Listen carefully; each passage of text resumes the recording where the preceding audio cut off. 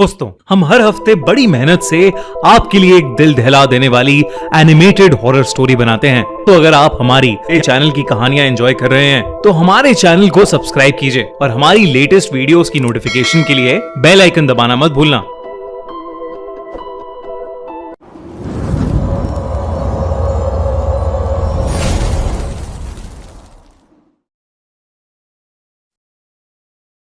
बारिशों के मौसम में पानी की बौछार और ठंडी हवाएं जितनी सुहानी होती हैं, सड़कें उतनी ही सुनसान और खतरनाक। आज की कहानी हमारे एक व्यूअर अजीत के साथ हुई एक सच्ची घटना पर आधारित है। मेरा नाम अजीत है और अगस्त 2016 में मैं अपने ऑफिस के एक दोस्त कार्तिक के साथ दिल्ली से मनाली जा रहा था। हम दोनों को पहाड़ों पर घूमने का बहुत शौक था और बारिश के मौसम में रोड ट्रिप का एक अलग ही एक्सपीरियंस होता है। हमने सोचा क्यों ना इस वीकेंड हम मनाली की एक छोटी सी ट्रिप मारें। हमारा वहां रात के 9 बजे तक पहुंचने का प्लान था, पर तेज बारिश की वजह से हम लोगों ने 2 घंटे का ब्रेक ले लिया। आसपास के लोगों ने हमें ऐसे मौसम में आगे जाने के लिए बहुत मना किया, लेकिन हम लोग भी ठान कर आए थे कि ये मनाली की ट्रिप तो एंजॉय करके ही घर लौटेंगे। तो बारिश हल्की होते ही हम वापस मनाली की ओर निकल गए। कुछ ही दूर जाते ही इतनी धुआंधार बारिश हुई कि मेरे लिए गाड़ी चला पाना मुश्किल हो रहा था। गाड़ी के शीशों पर ओस जम गई थी, जिसकी वजह से आगे का रास्ता बिल्कुल नहीं दिख रहा था। मनाली कुछ 40 किलोमीटर दूर ही था, तो हम धीरे धीरे किसी तरह गाड़ी चलाते रहे। कुछ दूर हमें चाय की एक टपरी दिखी, तो हमने वहां गाड़ी रोक ली। हम गाड़ी में बैठकर चाय ही पी रहे थे कि अचानक से हमारी गाड़ी की खिड़की पर किसी ने जोर जोर से ठक ठक की।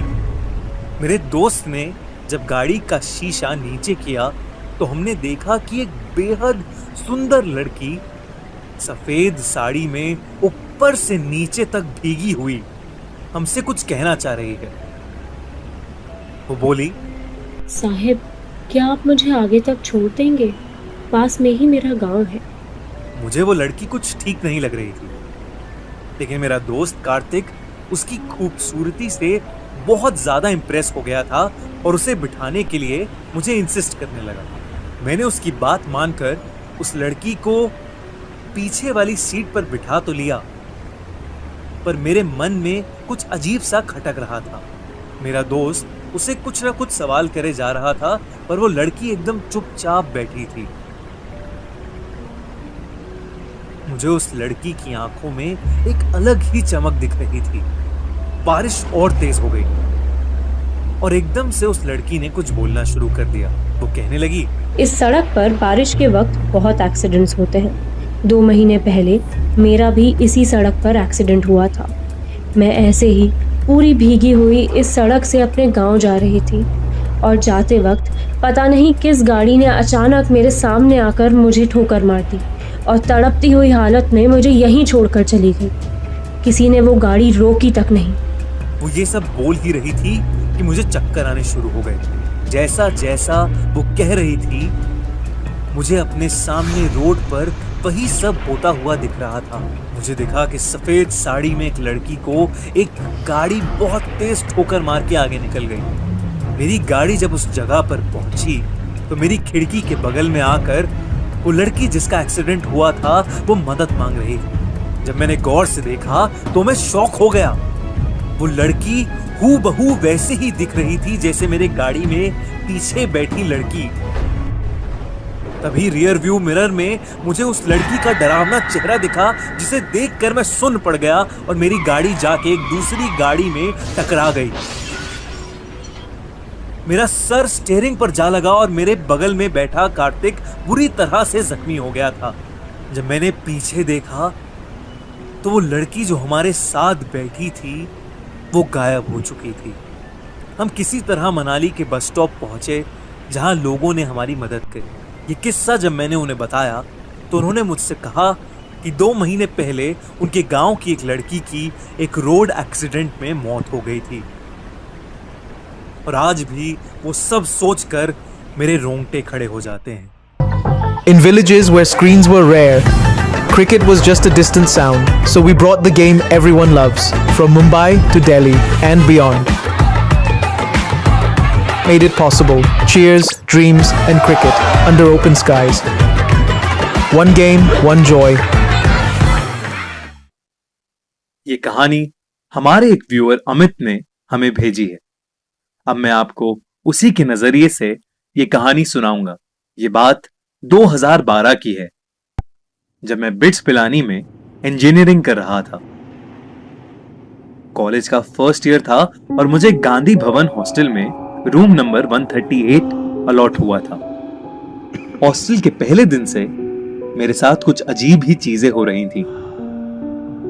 रोज सोने के बाद आधी रात में मुझे किसी लड़के के रोने की आवाजें सुनाई देती थी, जैसे कोई उस लड़के को बहुत बुरी तरह पीट रहा हो।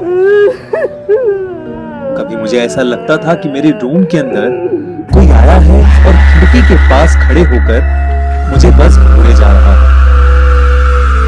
मुझे तब और ज्यादा डर लगने लगा जब मेरे रूममेट ने बताया कि उसे ऐसी कोई आवाजें सुनाई नहीं देती थी। शुरू के पहले महीने में हमें 4 दिन की छुट्टी मिली।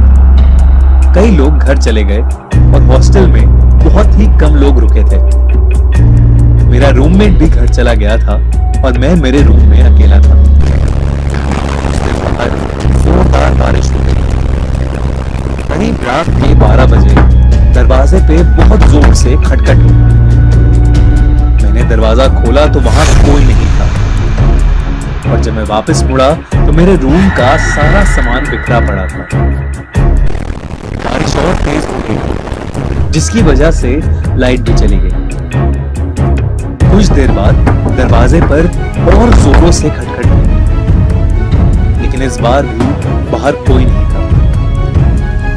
तब मैंने देखा कि बगल वाला कमरा, जिस पर हमेशा ताला लगा था, वो खुला पड़ा। पता नहीं मुझे क्या सोचा, पर मैं इस रूम के अंदर जाने से खुद को रोक ही नहीं पाया। अंदर घुसते ही कमरे का दरवाजा जोर से बंद हो गया। मुझे फिर वही रोने की आवाज सुनाई देने लगी जो मुझे रोज रात में सोने नहीं देती थी। तभी मेरे पीछे की अलमारी बहुत तेजी से हिलने लगी और मुझे ऐसा लगा कि उसके अंदर से कोई बाहर आना चाहता है। इतने में मुझे खिड़की टूटने की आवाज सुनाई दी और जैसे ही मैं पीछे मुड़ा, मुझे कड़कती बिजली की रोशनी में पंखे से लटकी एक लड़के की लाश दिखी। मैं वो देख के बुरी तरह घबरा गया और उस कमरे से निकलकर नीचे गार्ड के पास भागा और उसे सब कुछ बताया। वो गार्ड मुझे वापस उस रूम नंबर 137 ले गया। जो मैंने देखा उससे मेरे होश उड़ गए। उस कमरे पर ताला लगा था। गार्ड ने मुझे बताया कि वो रूम पिछले 15 सालों से बंद पड़ा है। उसने बताया कि यहाँ एक लड़का रहता था, जिससे यहाँ एक प्रोफेसर की बेटी से प्यार हो गया था। प्रोफेसर को उनका रिश्ता बिल्कुल भी मंजूर नहीं था और कल्चरल फेस्ट के एक दिन उस प्रोफेसर ने उस लड़के को पंखे से लटकाकर मार डाला, और उस लड़के का नाम भी अमित था। ये सुन के मैं पूरी तरह दंग रह गया।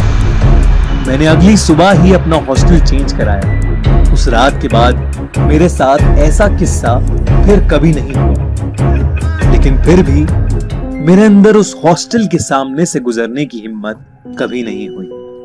अगर आपके पास भी ऐसा कोई एक्सपीरियंस है तो हमें जरूर मेल करें।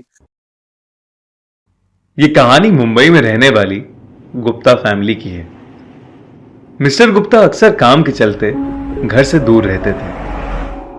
मिसेस गुप्ता को इसकी आदत तो थी, पर 2 छोटे बच्चे, नया फ्लैट, नई जगह, अकेले मैनेज करना थोड़ा मुश्किल हो रहा था। 26 जुलाई मुंबई में जोरदार बारिश हो रही थी। उस रात मिस्टर गुप्ता ऑफिस के काम से बाहर थे और मिसेस गुप्ता दोनों बच्चों को सुलाकर हॉल में टीवी देख रही थी। रात के कुछ 1 बज रहे थे।